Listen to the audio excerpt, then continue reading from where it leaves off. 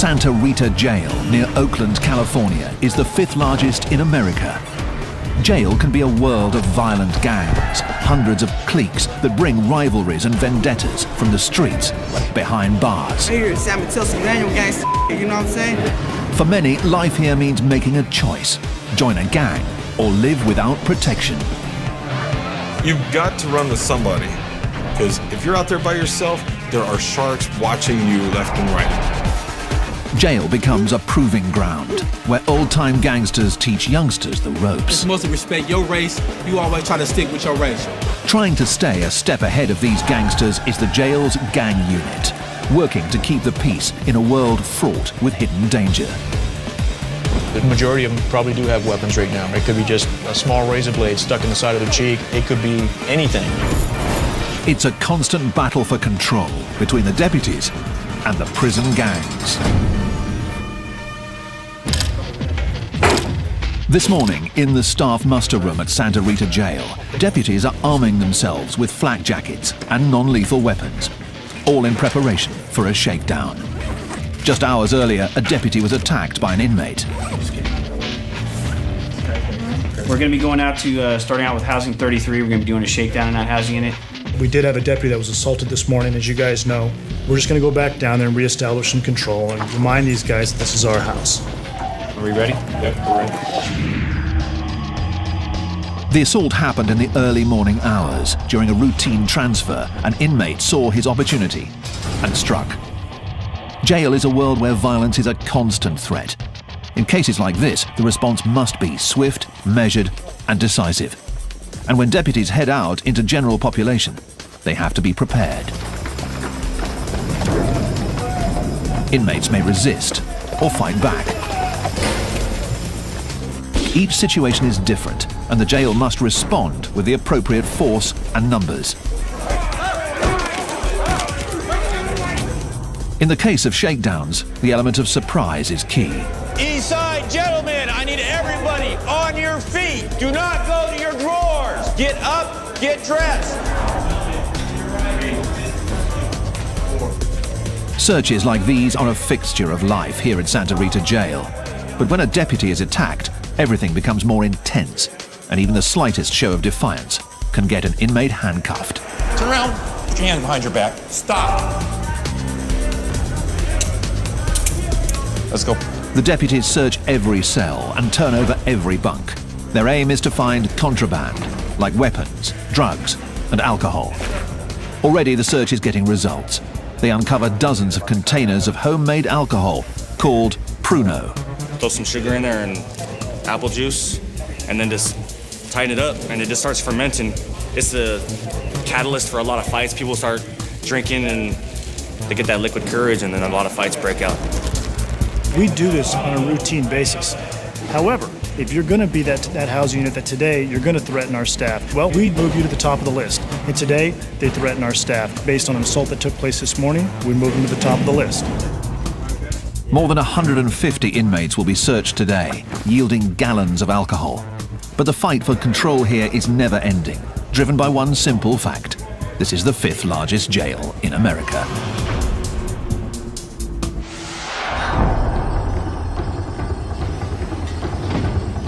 Alameda County's Santa Rita Jail near Oakland houses 4,000 inmates. 18 housing units stretch the length of the sprawling facility, a full half-mile from end to end. There are 2 wings. The east side has protective custody units and minimum security dorms that house more than 300 inmates. On the west side, maximum security inmates are housed in double-bunked cells, and administrative segregation units hold problem inmates on lockdown 23 hours a day. As many as 60,000 inmates pass through here each year, creating an ever-changing inmate population, and the threat of violence is always present. Heightening that threat is a stark reality. 40% of Santa Rita's inmates come from Oakland, and Oakland has a serious gang problem. Black down in the East Bay. A barrage of bullets. Another deadly shooting in Oakland. You got the 9. The gangs here have contributed to a violent stretch in Oakland. More than 100 murders 4 years running, and over 22,000 violent crimes. It all adds up to a steady stream of fresh arrests, headed straight to Santa Rita.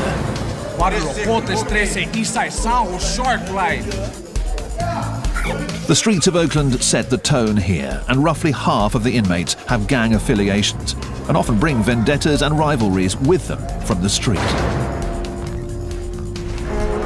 Keeping control means constant vigilance that begins the moment inmates walk through the door. Deputy Terry Carson is working at the intake area, known as ITR.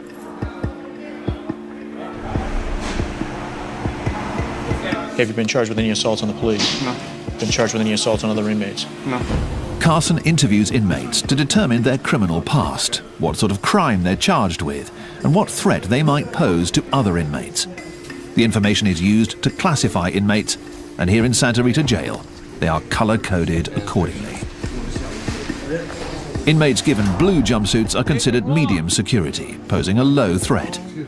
Yellow is given to those with heavy charges or a history of violence behind bars. Terrorist threats? Okay. Each one of these represents the year that you did in prison? Red means an inmate is headed to protective custody or administrative segregation. You remember what the case was at Central State Prison? Yeah.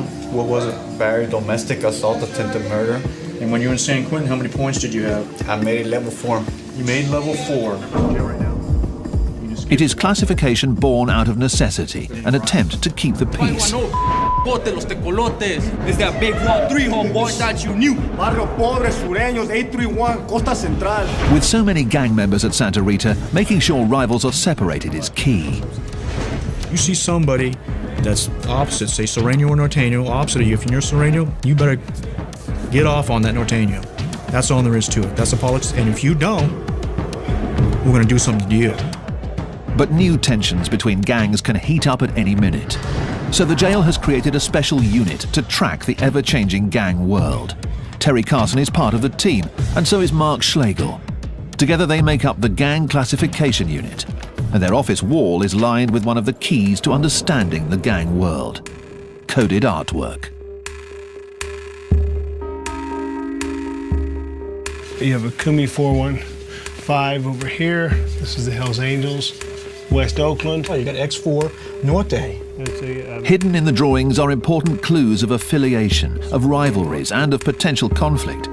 It's all part of a story that translates to the history written on the inmates themselves: tattoos. When these guys come across the counter, you'll see the same type of artwork on their skin. So they tell me a story. 14th letter of the alphabet, which is N, which stands for Norte. You'll also see 14 on white supremacist guys, but that means totally different. These guys don't put this stuff on a piece of paper or on their bodies without a reason or a story behind it. Decoding the story may be vital to keeping the peace here behind bars, but the gang unit serves an even greater purpose. They are building a record of each gang member, one that will follow them to prison or back out onto the streets. It's valuable intelligence that gets shared with corrections and police alike. But the challenge for the gang unit is daunting. There are hundreds of cliques and gangs in California, and on any given day, behind the walls of Santa Rita, many of them are represented. You got border brothers, you got everybody, Paisas, blacks, whites. If enemies are housed together, violence will follow. And right now, in Maximum Housing Unit 6, is a graphic reminder of that reality.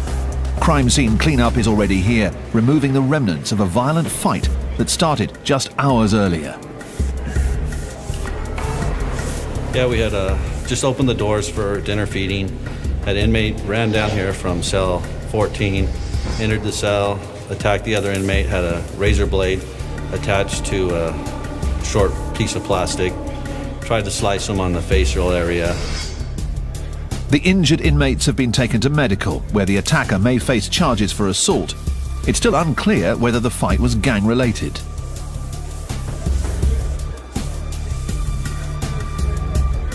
Here's a tier, and here's like the bottom floor. And the cell block. I still don't get the dice though. The unit is under constant pressure to get it right, to decode thousands of pieces of intelligence and gang writings. It's blood, but it's blood. Four drops of blood. Yeah, but it's a 1 and a 3. Yeah. So that's... Could be Sureño. Sureño Could be read into anywhere. The challenge: identify the new rivals and separate them before things get violent. Santa Rita Jail near Oakland in California is the 5th largest in America. It's populated by some of California's most violent street gangs. Here, managing 4,000 inmates is all about establishing control. It's 3 a.m. on Friday night, and C-Team is working its overnight shift. Roughly 60 arrests have come in tonight to be printed, tagged, and processed. Let's go, we're gonna search you right here. Shoes and socks on this side of the blue line, my side of the blue line. Shoes and socks. Late in the shift, Deputy John White and the rest of the team are still on alert in an area where anything can happen. Let's go, hands out in front of you. This is intake, transfer and release, known as ITR, and it's where arrestees become inmates. We're real careful at this point. This is our most dangerous portion of ITR. We found anything from narcotics, knives, guns. We found everything in these cells after they leave them. The mood is always tense, but tonight has gone smoothly. But as every deputy knows, the later it gets, the greater the chance for trouble.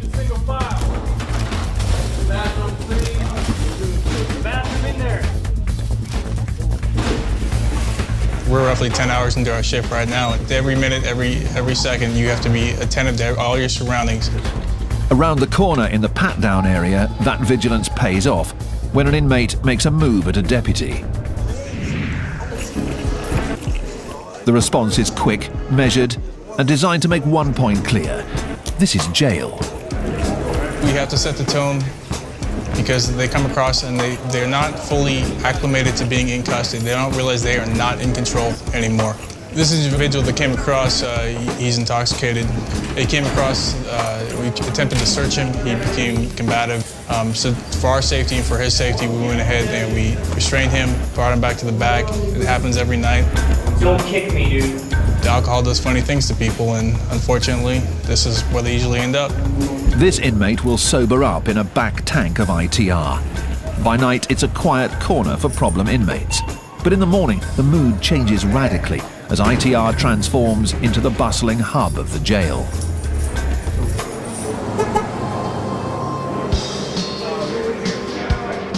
There are more than 30 tanks here, and on average, 400 inmates move through here each day. On busy days, that number goes as high as 600. Every inmate on their way to and from court, headed off to prison, being processed or released, comes through these halls. Gentlemen, make room, we'll be leaving shortly. Control is key here, but can prove difficult in an area where the deputies are outnumbered. You've got, anywhere from 8 to 12 people on a shift working down here, but at any given time you could be working with up to 300 inmates. It's 1:50. That means it's the last bus before count goes up. So let's get it done. Noise check it. With so many inmates to keep track of, on busy days the system backs up. That can create tension, especially in the larger tanks, known as the bullpen. Typically there are less than 20 detainees in here. When deputies fall behind, that number rises, and the bullpen heats up. On a hot day in the middle of July, you open the door and it's literally like a sauna hits you in the face. You can feel the moisture in the air. It's kind of like when you open up your oven at home after you've cooked something. I mean, the more bodies that are in the tanks, obviously, the hotter it gets in there, the more talking going on, and tempers tend to kind of flare sometimes. It's all concrete, and you just sit in there, it get hot, the vents stop blowing hot air, it's stanking, people farting and complaining, and next thing you know, somebody say something, and there it go, boom. It's like fire to gasoline. That's all it takes, you feel me? Open holding tanks are used at jails across the country. With a mixture of inmates all on edge, the atmosphere is tense and flare-ups are imminent. Away from the deputy's view, fights can break out at any moment and escalate as other inmates within the tanks become involved. Stand by, gentlemen. I'll be right back. The ever-present threat of fights keeps the pressure on the ITR staff. Inmates can't avoid the bullpen, so it's vital that the deputies get them out or back to the cell houses fast. Does everybody know the rules? As the day comes to an end, Deputy Scott Brandon moves more than 60 inmates back to the units. Right shoulder, right wall, single file line. The second rule. Shut up.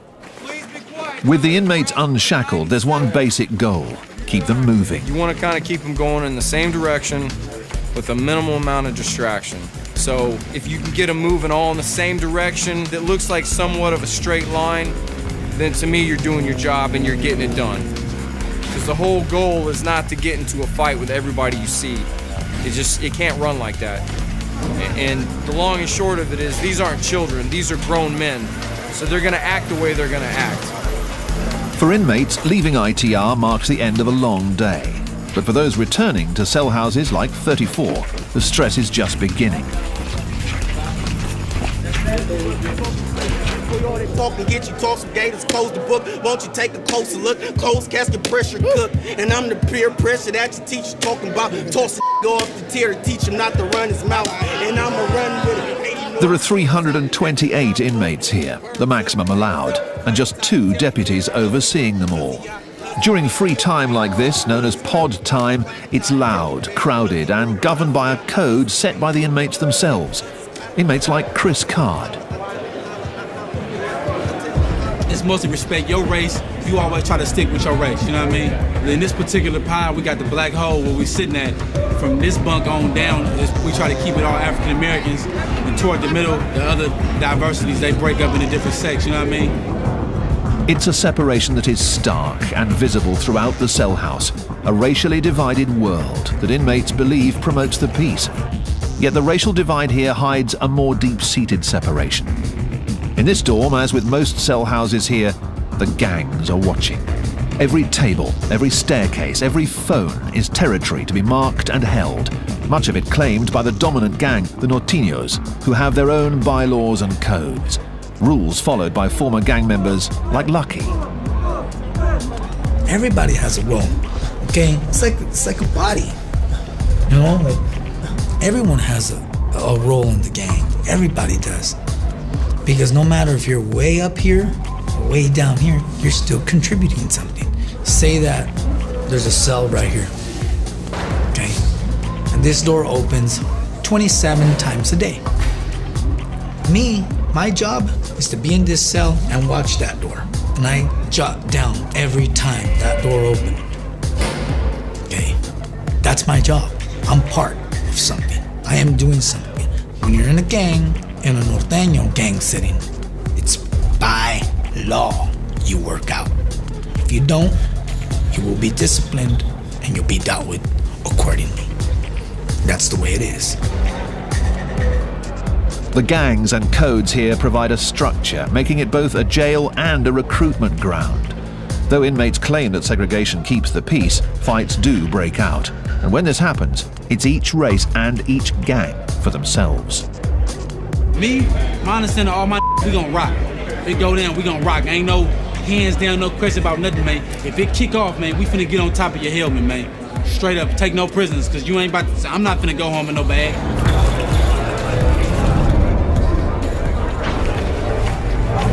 Lock down, fellas. Let's go, fellas, lock down! After 3 hours, pod time comes to an end and the inmates head back to their cells. The deputies walk through each of the tanks, where 36 men are double bunked behind mesh for the night. They confirm that all are present and accounted for and perform a final spot check for any contraband. In dorms like 34, the numbers are heavily in favor of the inmates. So for them, lockdown means the night is just beginning. And it's time for a cell house party, a feast of food purchased from the jail, complete with homemade alcohol. We can't let the police see this right here, man. This right here, man, knock you on your real good. Tonight we making gumbo, oysters, chicken, tuna, rice. We all put it in, you know what I mean? We eat like kings in here. The city of Oakland, California, has one of America's highest crime rates, with more than 100 murders in each of the past 3 years. Police are investigating Oakland's third murder of the weekend. 40% of Santa Rita's inmates come from Oakland, and many of them are in gangs. It's the first stop for the accused on their way to trial. But with thousands of repeat offenders coming through the door each year, it also serves another purpose. Santa Rita is like a training ground for prison. On the jail's east end, Dorm 34 is heading outside for a weekday ritual. Yard call. All 328 inmates are out together, and while it may seem like a time for recreation and games, there's much more going on. than meets the eye. From the guard tower above, deputies Mark Schlegel and Terry Carson of the Gang Classification Unit look on. Being able to sit up here and watch people work out in the yard, you can see if there's tensions going on, who's got some authority, and who the bodyguards are. As you look down here, you can see that all our Northern Hispanics are down here at the end of the yard doing their workout program. Push-ups and all the different types of exercises they got going on, and then talking about business at the same time. And they're positioned in certain places to keep an eye out of what's going on, you know. If you look down there, you see a guy, he's all by himself, standing by them pull-up bars right down there. See how he's standing there with his back to them guys working out? He's standing guard. The yard is all about territory, different gangs carving up their own sections, their own turf.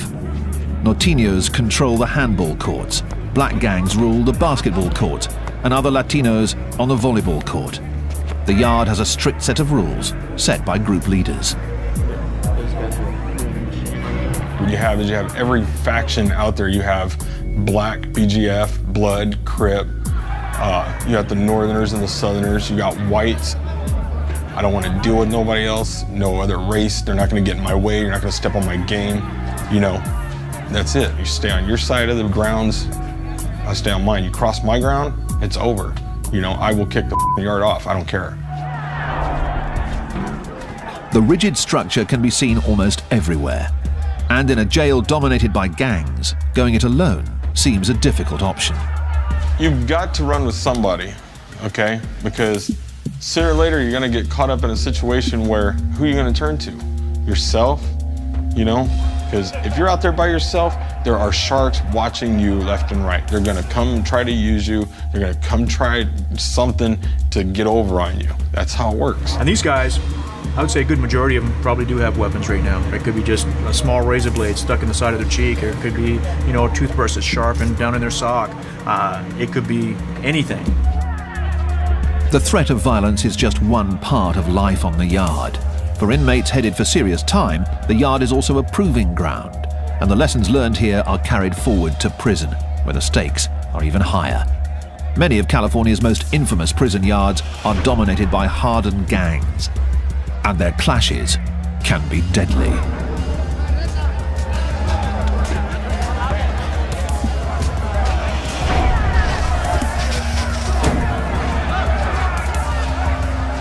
Even in this seemingly chaotic environment, the rules of engagement are strict and clear. Whoever's having the issues against each other, their channel or their shot caller will come and let you know, hey, back the up for a while, we're going to go get off.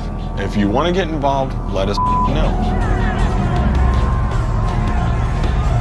You have to know who's who over or who's helping who out to know when it's going to jump off. But you can pretty much tell. I mean, you'll see it. You'll see the grouping up. You'll see everybody getting in position, and then next you know, it's mayhem. This riot at California's Pelican Bay prison probably started after tensions built between rival gangs. The conflict lasted for more than half an hour as corrections officers tried to regain control. In the end, more than 20 inmates were injured. The threat is always there. You could walk past some guy and look at him just like, you know, the sun be in your eyes, and you look at him with your eyes like, you know, and then he'll run up on you. What the hell are you looking at? Nothing. Oh, I'm not nothing. See, and it could go just a domino effect of, you know, you're just saying the wrong things. The constant threat of violence has created a surprising shift. Gang members behind bars are turning their backs on gangster life. They're called dropouts, and they make up more than half of the inmates in protective custody here at Santa Rita. And Brian Curlis is one of them. Leaving gang life behind is no easy task. Curlis is in on a parole violation and is waiting for his sentence, which could mean a return to prison. He has a coveted job as a pod worker, but his criminal record makes him a 3 strikes candidate, meaning a new charge could get him a life sentence. And as a former gang member, the aggressive mentality runs deep. It's like now I'm a worker here. I tell people straight up, if you don't like the way I'm doing something, here's where I live. Come and see me at breakfast, you know? I don't have no problem with it. But at the same time, I don't want to get in a fight because I'm a three-strike candidate, you know? It's like, I don't know. Curlis is walking a fine line. One slip could land him behind bars for 25 years to life. Santa Rita Jail holds criminals from some of Oakland's most dangerous gangs. For gang members, cell houses and yards are a harsh training ground where the inmates are indoctrinated into the gang code. For the deputies, keeping the peace is a never-ending challenge that requires more than just watching over the inmates. It requires constant surveillance and vigilance. And today, in Dorm 32, Deputies Carson and Schlegel of the gang unit are following up on some fresh intelligence. Time for pod time, pod time. Lower tiers, stay off the carpet. Upper tiers, stay off the stairs. Once all the doors are closed, I'll flash the lights. Again, this is pod time. Apparently about a week ago, from the information we're getting, they removed some of the guys that had a lot of say in this pod for the Northern Hispanics. They were taken out. And during that time, you have a void there, so there's always going to be a little power struggle within the group to say who's going to step up and call the shots. In the rigid gang structure behind bars, the shot caller is the one in charge. He runs the dorm, decides who fights who, but he also keeps the peace. Without him, even more fights could break out. So the gang unit is trying to figure out who is stepping up next. Figuring that out can be tough in this constantly shifting environment. One of the things that they do as leaders is to help train everybody else that's coming in here, or make sure that people understand, the structure in there. This is a county jail. When you're in the county jail, it's not like we're in prison where people are in there for years at a time. They're in for short periods of time, and so there's a lot of turnover and there's a lot of people coming and going. That constant turnover is one of the key challenges to keeping control here. Santa Rita sees nearly 60,000 inmates each year from all over Alameda County, so rivals from the street can easily end up housed next to each other, and that can spell trouble. Just as the jail is constantly looking to classify any incoming gang members, the gangs themselves have their own strict classification process. And just like the jail, it begins from the moment an inmate walks into a new cell house. When they come in, they have to check in, and when they check in, they have to give, from the time they started coming into custody of the first crime that they ever committed to up until now, they have to list each and every crime that they committed, where they went, where they stayed, what state prison they were in, who this cellie was, and all that stuff. So they have to have that track record there. It's like writing up their resume. These gang resumes are compiled on notes and are the key means of communication between the gang members. The writing on the note is tiny, called micro-writing, and some get moved throughout the facility and checked out for intelligence on new inmates. Information flows from one end of this facility to the other end of the facility on a daily basis. And the reason why it does that, and our central location, a point is, if they want to get information out, they can put it on laundry carts, they can put it on our food carts, and go back to our kitchen area, which our minimum inmates work. And if they want to get information for, say, Housing Unit 7, then the worker can go out there and put it onto a food cart or a laundry cart. It's an underground background check, a poll taken of the inmates in the jail to see whether a new arrival checks out and can be trusted. If a new gang member checks out, he assumes his role in the gang structure. If the information doesn't check out, the consequences can be severe. And over in the muster room for the maximum security side of the jail, a unit is gathering for an urgent mission. I'm not here. A deputy has intercepted a note that contains hints that there's a weapon in Housing Unit 7. And there's additional intelligence that an attack is in the works. One of the guys in B-Boy Pod is saying that they have a weapon, one RB constructed into a tomahawk. We're assuming RB is a razor blade. So that's kind of what we're going to be looking for. It could have been passed from B, obviously anywhere in the house. We're going to do A, B, and C pod as a search. In addition to rumors of a weapon in the dorm, the note lists the names of some norteños housed there. I have a list here, A, B, and C pod of some of the norteño known and just known affiliates. This dorm is the target for today's raid. Finding the weapon is the mission. It could be tucked in a book, could be anywhere. It could be a mattress that's sliced open, stuck in the foam, anywhere. So we want to make sure we do a good job, especially with the northerner cells. We'll just go in, do our job, get it done. The team moves out to Housing Unit 7, where the inmates are already on lockdown. When the deputies arrive, the water is shut off to prevent anything from being flushed down the toilets. We're ready. Put on your shirts, step out. An operation like this relies on speed, getting all of the inmates out of their cells before they have a chance to destroy evidence. Pull your shirt down, pull your shirt down, pull your shirt down. Those who buck the system are immediately removed. Once out, the inmates are patted down and then placed in holding areas as the search begins. Every cell is turned over in a search for contraband, homemade alcohol, anything that's not allowed. But the real focus is a potential weapon. And over in C-Pod, one cell is receiving special attention.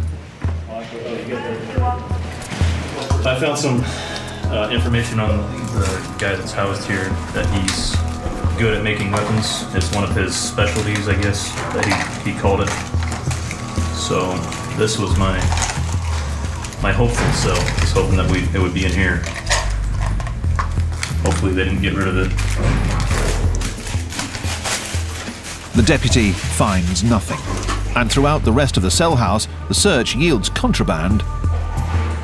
This is a jail-made tattoo gun. But no weapons. Downstairs, they found more notes and more names. These show people that just arrived, it looks like, names and PFNs. It may just be the break the team's been looking for. A deputy takes the notes back to Carson and Schlegel of the Gang Classification Unit for inspection. This is from C-Pod. This was an F-Pod. Okay. The fresh intelligence demands immediate attention. That's kind of interesting. Look at that. Decoding the writing is a tedious job, but buried inside could be more important information about gang members, weapons, and even new hits. Okay, and we know this guy. It will take hours to pore over the micronotes. So back in Cell House 7, the search for the contraband continues, and the deputies have had a lucky break. One of the envelopes was addressed to a cell in F-Pod, Cell 1. We understand there's a newer guy that's over there of the Norteño affiliation, so we're thinking that they may have something over there as well. The focus of the search narrows. Now, rather than searching an entire pod, the team moves in on 3 cells, and one of them is the real target. The inmates are quickly removed, and the deputies move in, checking mattresses, combing through books, but still no weapon.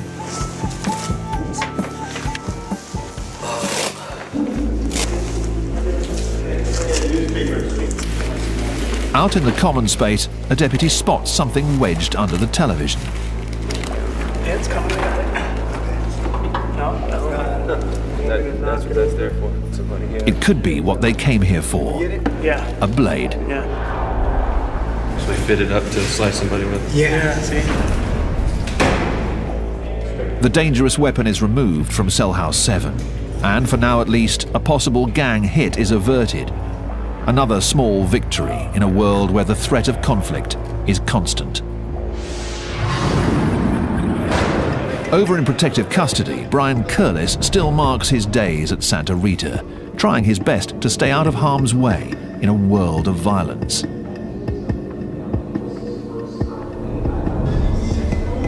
Curlis is on a parole violation, but has turned his back on gang life. It's a decision that makes him a constant target, even here in protective custody. I don't think you're any safer here than you are on the main line. At any time, anything you do, you sit at the wrong table, you use the wrong shower, it could get you hurt. Gang members despise dropouts. They are traitors of the highest order. That makes them targets wherever they go, especially behind bars, where gangs set the unofficial rules. While gang initiation is often violent, getting kicked out is even worse. It's called a removal, a quick but violent act where a gang member slices another in the face with a weapon. The slice leaves a permanent mark and lets other gang members know that the target is a dropout, what they call no good. seen people get their face sliced open, half their ear knocked off, all the way across. To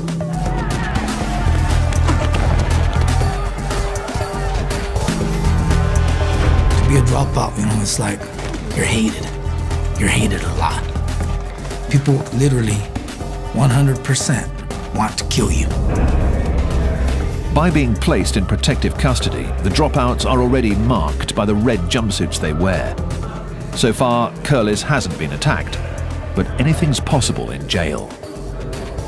It's something you got to deal with, you know. As you get older, you get wiser. If somebody starts assaulting me, I'm going to fight back. You know, I'm going to defend myself to the fullest. You got to be stronger than the average person around here. Curlis will soon find out his sentence. Until then, he's constantly on edge, always looking over his shoulder.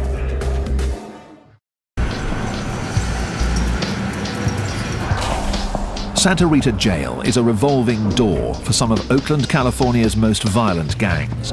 An estimated 30,000 people with gang affiliations come through here each year, and deputies are always on their guard, always looking out for conflict. In intake, transfer and release, the day is just getting underway. A dozen deputies start their daily routine, moving 200 bodies through these halls. Gentlemen, we're going to move down to the nurse. Remember our discussion. The quicker you guys do it, everybody cooperates, you get through fast. Terry Carson of Gang Classification is on his post at the front end of the system, screening the new intakes, trying to figure out whether they have gang affiliations and where to put them. Remember these street gangs? No. None? Any tattoos? No tattoos. Nothing. Nothing on your back? Nothing. The process of classification here is never-ending. It's a process designed to keep rival gangs separated and violence from breaking out. Despite their best efforts, clashes can happen at any time. Clashes that escalate as staff step in to break them up. Out on the maximum security wing, in Housing Unit 4, a deputy has been caught in the crossfire while breaking up a fight between 3 suspected gang members. The inmates are already on lockdown as an investigation is underway, and the pod is littered with the remnants of a brawl. The deputy on duty is still shaken after having a chair thrown at him. A search of the pod after the fight, all inmates were searched and jail-made weapons were located within the pod. It makes you think when you go running in there to protect these guys, if somebody's gonna stab you and or hurt you also. It could be a trap, you never know. In an isolation cell, the inmate who threw the chair is still being questioned. Threw a chair, threw a couple of chairs actually. To what? Protect yourself? Yeah. The door closed. The deputies suspect that the fight was between rival gangs vying for power in the cell house. Since a deputy was involved, the punishment is stiff. This inmate may face new charges and more time for assault. Assign me a charge? Really? Yes, you are.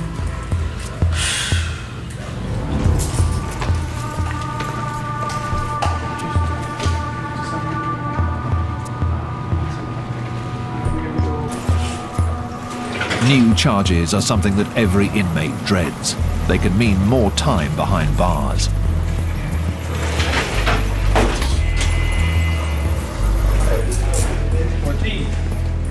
Former skinhead Brian Curlis is trying to steer clear of getting new charges of his own. He's shipping out of Santa Rita, headed back to prison. Leaving jail behind means returning to a world where the convict code runs even deeper. As a gang dropout, he'll face challenges daily. But as a 3 strikes candidate, those challenges could have serious consequences.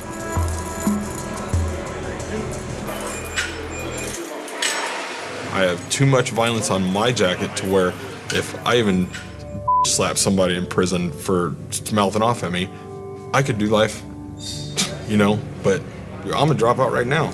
I've gotten out of it because what am I gonna do? I look back sometimes and I think to myself, man, I've screwed up. Never mind, hold on. I screwed my kids up, going through this, and it's just crazy, you know? So.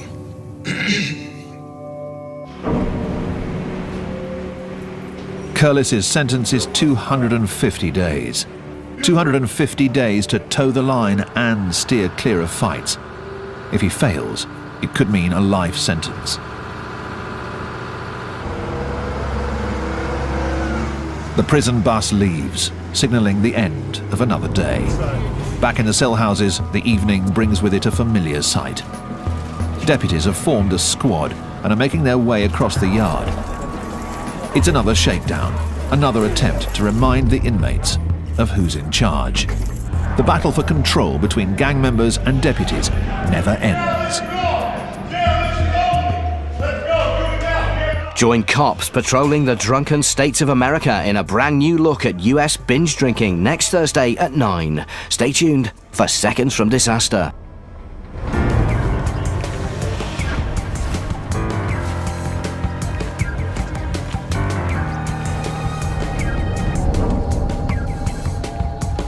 And it just starts fermenting.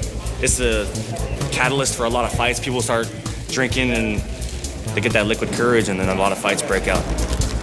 We do this on a routine basis. However, if you're going to be that housing unit that today you're going to threaten our staff, well, we move you to the top of the list. And today, they threaten our staff. Based on an assault that took place this morning, we move them to the top of the list. More than 150 inmates will be searched today, yielding gallons of alcohol. But the fight for control here is never ending, driven by one simple fact.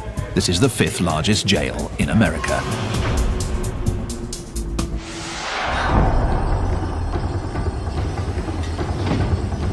Alameda County's Santa Rita Jail near Oakland houses 4,000 inmates. 18 housing units stretch the length of the sprawling facility, a full half-mile from end to end. There are 2 wings. The east side has protective custody units and minimum security dorms that house more than 300 inmates. On the west side, maximum security inmates are housed in double-bunked cells, and administrative segregation units hold problem inmates on lockdown 23 hours a day. As many as 60,000 inmates pass through here each year, creating an ever-changing inmate population, and the threat of violence is always present. Heightening that threat is a stark reality. 40% of Santa Rita's inmates come from Oakland, and Oakland has a serious gang problem. Black down in the East Bay. A barrage of bullets. Another deadly shooting in Oakland. We got the 9. The gangs here have contributed to a violent stretch in Oakland. More than 100 murders 4 years running, and over 22,000 violent crimes. It all adds up to a steady stream of fresh arrests, headed straight to Santa Rita.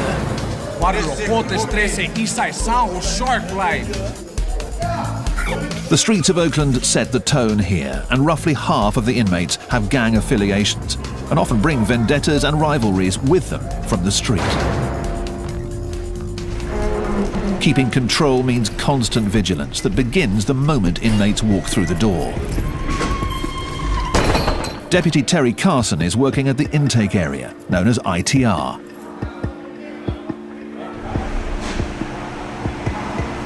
Have you been charged with any assaults on the police? No. Been charged with any assaults on other inmates? No. Carson interviews inmates to determine their criminal past, what sort of crime they're charged with, and what threat they might pose to other inmates. The information is used to classify inmates, and here in Santa Rita Jail, they are color-coded accordingly.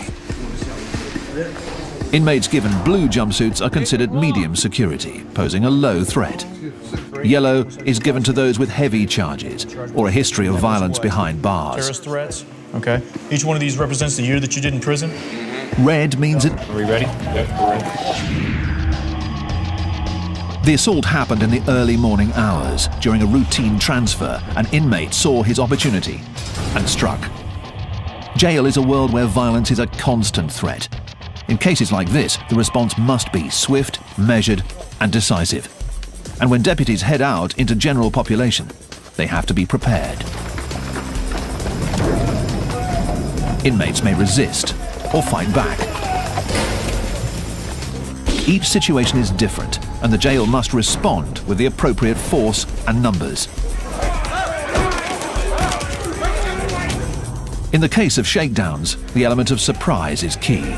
East side gentlemen, I need everybody on your feet. Do not go to your drawers. Get up, get dressed.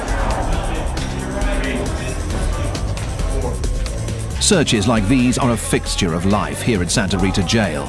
But when a deputy is attacked, everything becomes more intense, and even the slightest show of defiance can get an inmate handcuffed. Turn around, put your hands behind your back. Stop. Let's go. The deputies search every cell and turn over every bunk. Their aim is to find contraband, like weapons, drugs, and alcohol. Already the search is getting results. They uncover dozens of containers of homemade alcohol called Pruno.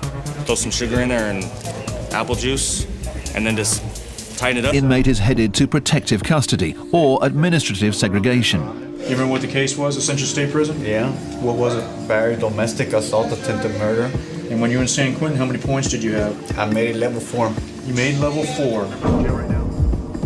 It is classification born out of necessity, an attempt to keep the peace. It's that big 1-3 homeboy that you knew. Barrio Pobre, Sureños, 831, Costa Central. With so many gang members at Santa Rita, making sure rivals are separated is key. You see somebody that's opposite, say Sureño or Norteño, opposite of you. If you're Sureño, you better get off on that Norteño. That's all there is to it. That's the politics. And if you don't, we're going to do something to you. But new tensions between gangs can heat up at any minute. So the jail has created a special unit to track the ever-changing gang world. Terry Carson is part of the team, and so is Mark Schlegel. Together they make up the Gang Classification Unit, and their office wall is lined with one of the keys to understanding the gang world: coded artwork. You have a Kumi 415 over here. This is the Hells Angels, West Oakland. Oh, you got X4 Norte. Hidden in the drawings are important clues of affiliation, of rivalries, and of potential conflict. It's all part of a story that translates to the history written on the inmates themselves: tattoos. Santa Rita Jail, near Oakland, California, is the 5th largest in America. Jail can be a world of violent gangs, hundreds of cliques that bring rivalries and vendettas from the streets behind bars. You know what I'm saying? For many, life here means making a choice: join a gang or live without protection.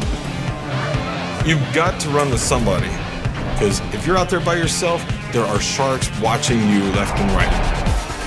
Jail becomes a proving ground where old-time gangsters teach youngsters the ropes. You're supposed to respect your race. You always try to stick with your race. Trying to stay a step ahead of these gangsters is the jail's gang unit, working to keep the peace in a world fraught with hidden danger.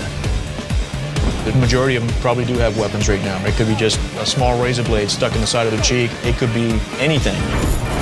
It's a constant battle for control between the deputies and the prison gangs. This morning, in the staff muster room at Santa Rita Jail, deputies are arming themselves with flak jackets and non-lethal weapons, all in preparation for a shakedown. Just hours earlier, a deputy was attacked by an inmate. We're going to be going out to, starting out with Housing 33. We're going to be doing a shakedown in that housing unit. We did have a deputy that was assaulted this morning, as you guys know. We're just going to go back down there and reestablish some control and remind these guys that this is our house.